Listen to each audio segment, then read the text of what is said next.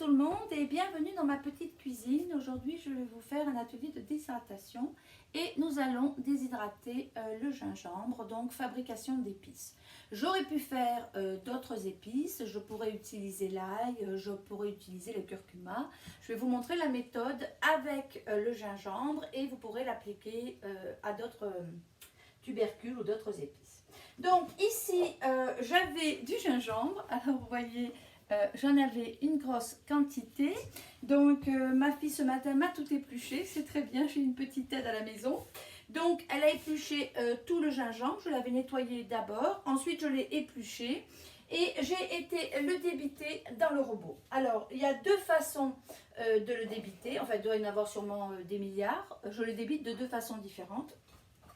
Soit j'utilise comme toujours cet outil qui va me permettre d'aller faire des tranches. Donc là, je vais vous montrer. Et je le mets au plus petit, c'est-à-dire que je vais vraiment faire des petites tranches, voyez.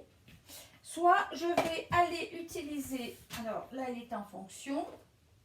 Donc soit je vais aller utiliser celui-ci et je vais aller mettre les gros trous. Et même avec les gros trous, ça reste une tubercule qui est assez difficile, donc qui est assez dure.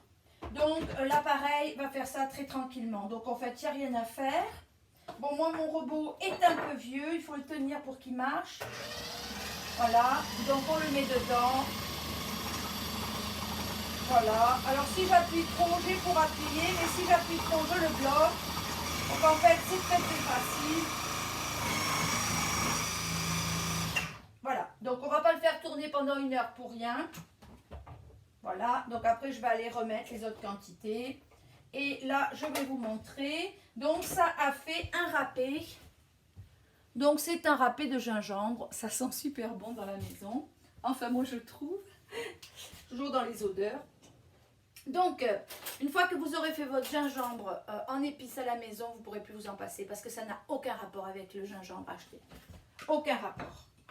Donc voilà, je vais aller prendre, alors ici on ne le fera pas en entier, moi je vais continuer par la suite. Donc moi j'adore le faire dans cette version râpée.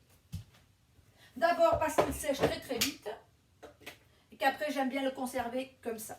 Donc qu'est-ce que je vais faire par la suite? Eh bien toujours pareil, je vais aller prendre mes racks de déshydrateur et je vais aller répartir mon gingembre. Alors comme hier, je vous ai montré dans une autre vidéo, je ne passe pas 1 heure à arranger mon gingembre super bien, aucun intérêt, perte de temps. Donc pour ce que je vais en faire de la poudre ensuite. La seule chose que je fais, c'est d'en mettre un peu partout. Alors je ne mets pas dessus de papier parchemin parce que je n'utilise pas de papier parchemin quand je le peux, parce que des fois j'en utilise. Donc voilà. Donc là, par exemple, je vais aller mettre tout ça. Alors, il faut faire attention parce que quand ça va déshydrater, ça va sentir très fort dans la maison. Alors, c'est pas tout le monde qui adore l'odeur du gingembre. Aujourd'hui, il fait beau, je vais mettre mon déshydrateur dehors. Voilà. Donc, comme ceci, voyez. Et voilà, c'est prêt. Bon, souvent, ce que je fais, ça, c'est une petite technique que je vais vous donner, une petite astuce. Que le déshydrateur, c'est un ensemble de plateaux. Donc, ce que je fais, c'est que je vais mettre tous mes plateaux sans rien. Et dans mon dernier plateau, je vais aller mettre un paraflex. Donc, ça, ce sont des paraflex. On peut acheter des silicones. Bon, moi, j'ai des paraflex. Je les passe en machine. Je passe mes plateaux en machine. J'adore ça parce que c'est zéro déchet. Et donc, souvent, au dernier étage de mon déshydrateur, je vais aller mettre un paraflex. Pourquoi? Parce que si dans les étages supérieurs, quand ça sèche, ça tombe, ben je peux tout récupérer. Et je n'ai pas à nettoyer tout le temps le bas de mon déshydrateur. Donc ça, c'est une petite astuce. Donc voilà, celle-ci serait faite. On pourrait aller en faire tout de suite une autre. Alors on va prendre une autre plaque. Alors en ce moment, il tourne en continu. Voilà, donc on va prendre une autre plaque. Et on va aller mettre l'autre format que j'ai fait.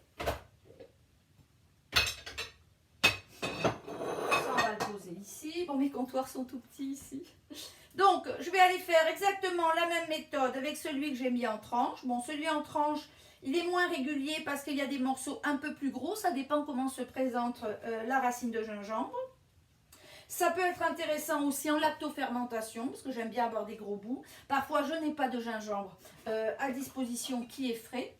Je vais utiliser mon gingembre déshydraté dans ma lactofermentation, mais aussi dans mes kombucha. Ça marche très bien. Donc voilà. Donc, vous voyez, c'est la même chose. On ne perd pas une heure à arranger. On n'est pas dans une décoration florale. On n'est pas dans des ananas qu'on veut tout beau, tout plat pour décorer un cheesecake. Voilà. Donc, vous avez vu le temps que ça prend. C'est quand même très, très rapide. Le plus long, c'est de tout éplucher. Dans le cas du gingembre. Mais là, j'ai eu mon aide. Voilà. Donc, ici, je vais avoir encore tout ça à passer. Donc, je remplirai peut-être pas les 9 étages. Alors, je vais me laver les mains 2 minutes et je vais vous montrer autre chose. Voilà. Alors, je voulais vous montrer le résultat, bien sûr, parce que c'est quelque chose que je fais tout le temps.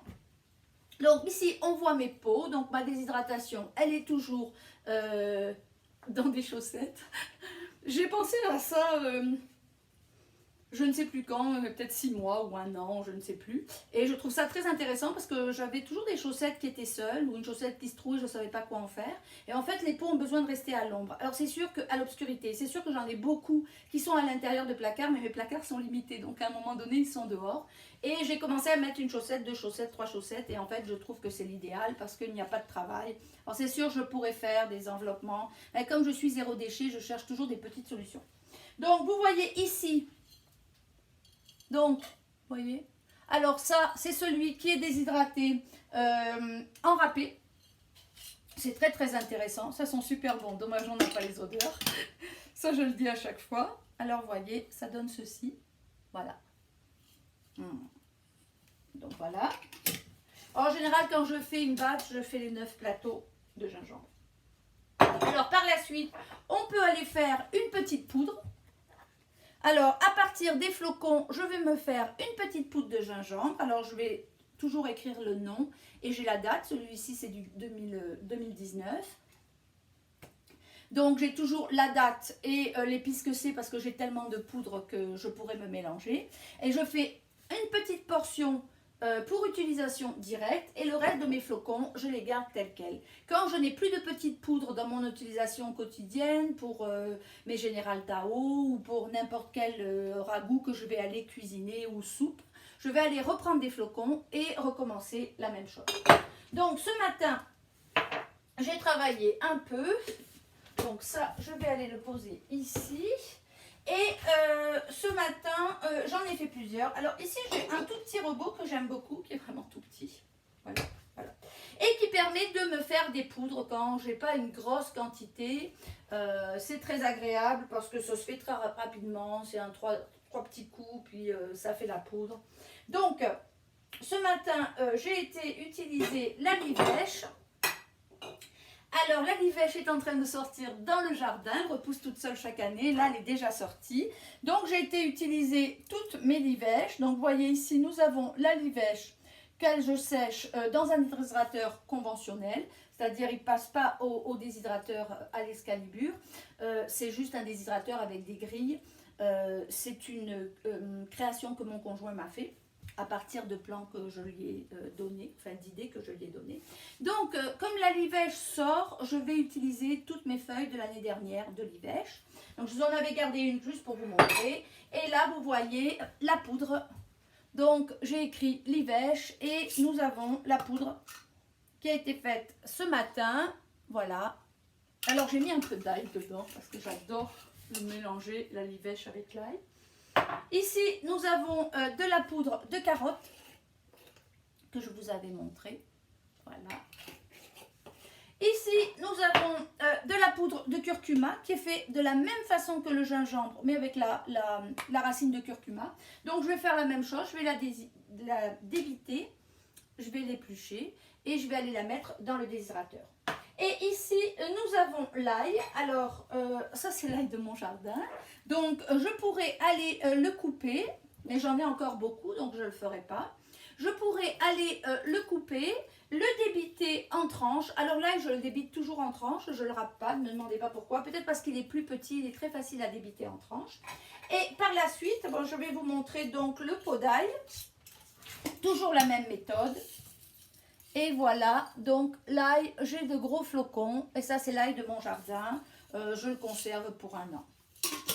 Donc, ça vous donne une idée de ce que l'on peut faire et de toutes les poudres que l'on peut préparer.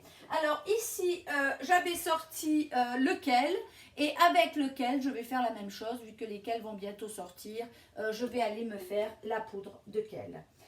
Donc, c'est en gros ce que je voulais vous présenter. Je vais aller maintenant mettre mes racks dans le déshydrateur. Alors, au-dessus du déshydrateur, il y a une charte, du moins dans celui de l'Excalibur. Une charte avec des couleurs et des températures et qui vous dit à quelle température vous devez déshydrater vos différents produits.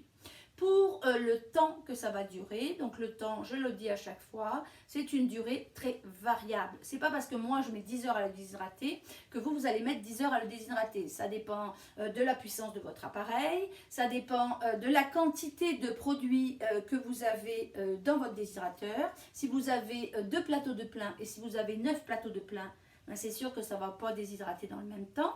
Ça dépend de votre arrangement. Alors c'est sûr que si je me fais des gros tas, vous voyez, comme ceci, ben ça va déshydrater beaucoup moins long. C'est sûr qu'il y a des gens qui les mettent un par un, donc ça va déshydrater beaucoup plus vite. Beaucoup moins long, j'ai dit. Donc non, quand on fait des tas, ça va prendre beaucoup plus de temps.